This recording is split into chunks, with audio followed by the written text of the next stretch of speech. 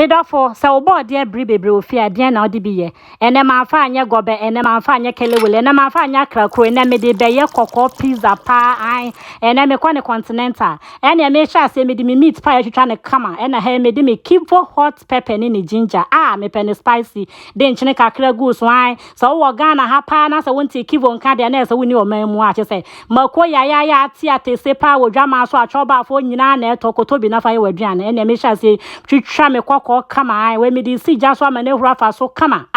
me bu mani say pre kokko ya ben he ya me na ma season ne kama na se me be chia ma chia 5 minutes na mo ya ben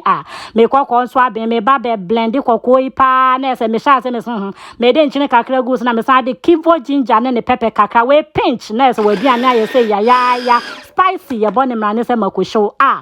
se me body na ma yam kama we me de oil kakra fa me sem e de me baking sheet e be bone flat me pen flat into me the flat surface is so simple kra adia ya kono we me de ko fry ne kakra bi atoto ache kakra me ye yansa maduane ya kono to da no wasesa ofie to da no ama wukunu ani age je se me sha se me de to me baking tray so pa de me ketchup kakra gu so ene me carrot bell pepper ni jene ne so gu so ayetwa gu ne ha me se me spread me cheese pa nya sam ketwa me de me vegetables ne nam ya machi be gu so pa me sa de we pa ne de no